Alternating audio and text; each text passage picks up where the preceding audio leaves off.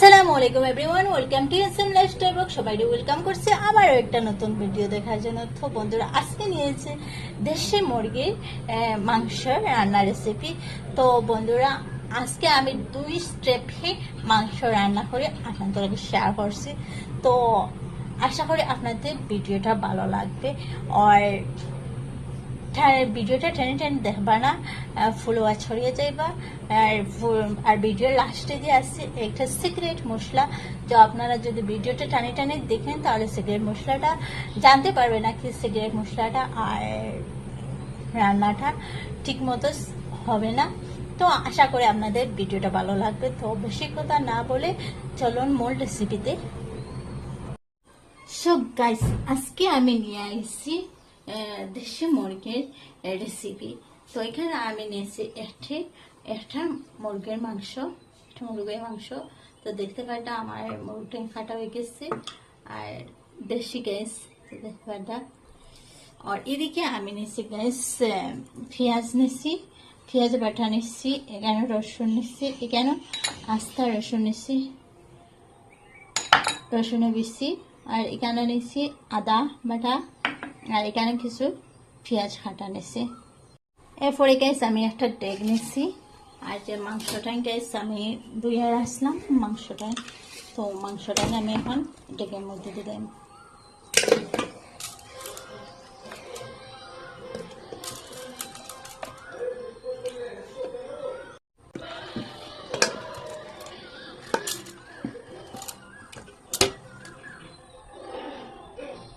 এখন গ্যাস আমার মাংসটাই দেওয়া হয়েছে।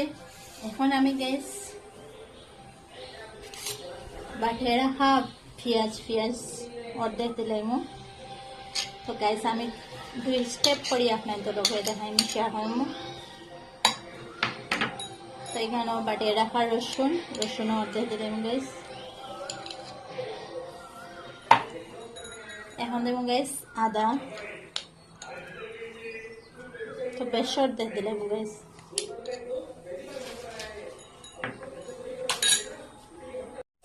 তো দেখা গাইস আমার মাংস খানিকটা শুকিয়ে আনতেছি।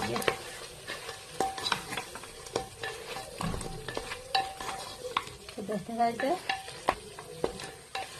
এখন আমি গ্যাসটা অফ করে নেব। অফ করার প্রসেস আপনাদের লগে শেয়ার করব গাইস।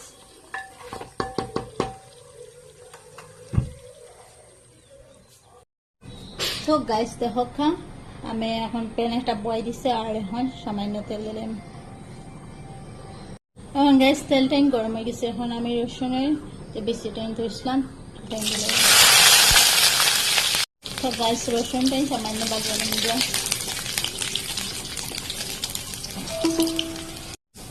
তো গাইস দেখো আমার রসুনটাই একটু বাজা হয়ে গেছে। গাইস আমার আদা যে পেস্ট রসলো সেটাই আমি দিলাম।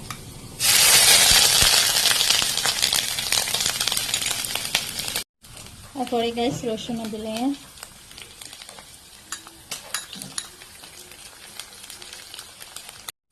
তারপরে গাইস পেঁয়াজ দিলাম। এখন গাইস সবটা ভালোভাবে বাজিয়ে নিব।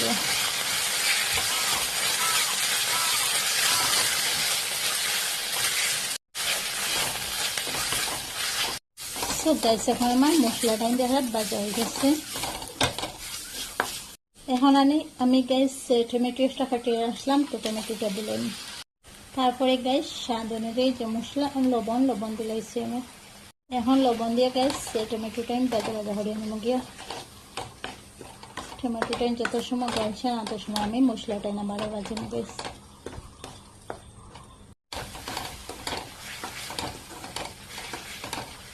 এখন গাইস টমেটোটা কিছু বাজা হয়ে গেছে, সামান্য জল বেশি। সো গাইস এখন টমেটোর সামান্য জল থাকতে আমি সিগারেট মশলাটা দিলাম। তো মশলাটা আমি আপনাদের কাছে ভিডিও দিব। অনেক টেস্টি আর অনেক হেলদি গাইস। আমরা বাজারের মশলা থেকে এরকম করে বানাইয়া খাইতে, মশলাটা সবজি দেওয়ার পরে অনেক সেন্ট আসে আর অনেক টেস্টি গাইস। মশলাটা দ্বিগুণ টেস্টি করিয়ে দিলে সবজি, যে কোনো সবজি তো আপনারা দেন, যে কোনো জিনিসও মশলাটা দুগুণা টেস্টি করিয়ে দিলে। তো মশলাটা কীরকম বানাইলে আমি আপনাদের লগে আরেকটা ভিডিও শেয়ার করবো মশলাটা। আর এই মশলাটা আগে দিলাম গাইস এই জন্য যে এটা মশলাটা বাজা হইব আর আলাদা একটা সেন্ট বাড়ব। তো মশলাটা দিয়ে আবারও সিমো দিয়ে আমি মশলাটাই বাজিয়ে নেব। আর গাইস বিশ্বাস করতাম না অনেক সেন্ট বাড়িয়েছে, মানে দূর থেকে মানুষের সেন্ট হইবা। সো গাইস দেখো আমার মশলাটাই এখন বাজা হয়ে গেছে। এখন গাইস আমি আবারও দিব সামান্য হলুদ। তো আমি একদম কম দিব গাইস। আর গাইস সামান্য লঙ্কা মরিচের গুঁড়া। তো আমি একদম কম দিব গাইস, কারণ আমার আগে একবার দিয়ে সারছি। তখন মশলাটাই আমি সবটি মশলা এর সাথে মিক্সড করিয়া যখন রান্না হয়েছে তখন আমি মশলা কিছু মিলিয়ে এনেছি। তো এখন আমি সামান্য দিছি গ্যাস, বেশ দিলে বেশ চাল হয়ে যাব। তো দেখো আমার মশলাটাই বাজা হয়ে গেছে। এখন আমি গ্যাস মাংসটা দিয়া নেমু গিয়া, মাংসটা দিয়া আবারও কিছু বাজিলেন ভালোভাবে আমি এটাই বাজিয়ে নেমু গিয়া। আগে তো গাইস মশলা বাজিয়েছি না, আমি ডাইরেক্ট সব মিক্সড করে নিয়েছি। এখন মশলা বাজিয়ে আমি মাংসটা বাজিয়ে নেই। এখন পরে 5 মিনিট গাইস আমি লো আছে মাংসটা ভালোভাবে বাজিয়ে নেব গিয়া। এখন গাইস আমি মাংসটাই বাজিয়ে নিয়েছি গিয়া। এখন আমি সামান্য জল দিলাম গাইস, দিয়া মাংসটাই একটু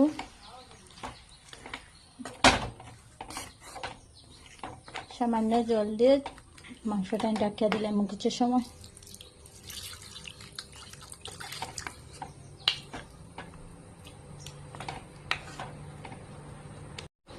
তো দেখতে পাইটা গ্যাস এখন আমি জল দিলাইছি, জল দেওয়া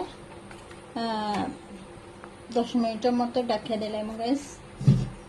জলটা শুকানো পর্যন্ত আমি অপেক্ষা করব।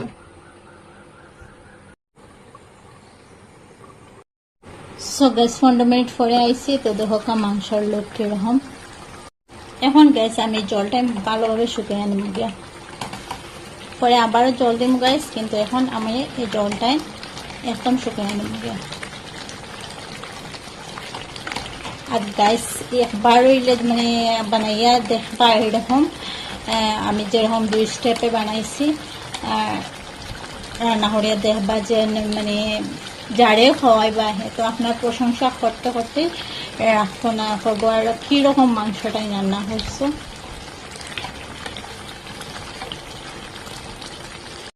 আর অনেক টেস্টি হয় গাইস। আর যে এই পর্যন্ত দেখছো আর লাইক দিতে ভুলে গেছো প্লিজ একটা লাইক করে দেয়া, একটা সুন্দর কমেন্ট রেখে যাও। আর যদি ভিডিওটা ভালো লাগে তাহলে বেশি বেশি করিয়ে সবার হাসে শেয়ার করিয়ে দিও। তখন গাইস এরকম নাড়ি সারি আমি জলটাই শুকিয়ে নেব ভালোভাবে। সব গাছ দেখতে পাইটা আমার মাংসর পানিটাই শুকিয়ে গেছে। তো আমি আরো ভালোভাবে এটাই বাজিয়ে নেব গিয়া গাইস। আর গাইস যে কোনো সবজি ভালোভাবে বাজার যদি হয় না তাহলে সবজির টেস্ট হয় না। আপনারা ট্রাই করবেন সবজিটা ভালোভাবে বাজা হইতো, কিছু সময় লাগে গাইস, কিছু সময় না লাগলে তো মজাও হইতো না, টেস্টি হইতো না। তো কিছু সময় লাগাইয়া একটা ধৈর্য সহকারে যে কোনো জিনিস গ্যাস কিছু সময় লাগাইয়া ধৈর্য সহকারে হয় না যদি সাকসেস হইতো না আপনারা। তো কিছু সময় লাগাইয়া রান্না বাড়াটা একদম ধৈর্য সহকারে করতে লাগে। যখন আমরা করে সবার দিল জিততে হইলে আমরা কিছু ধৈর্য রাখিয়া এই কাজটা রান্না বাড়াটা করতে হয়। এখন গাইস আমার এটাই বাজা হয়ে গেছে। এখন আমি জল দিলাম।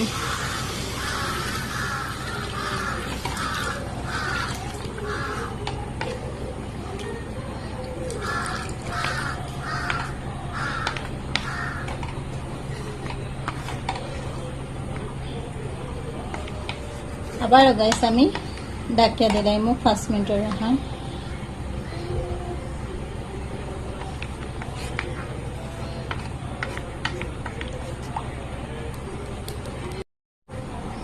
তো সো গাইস আমি 5 মিনিটের জন্য আবার ওটা খেতে দিলাম।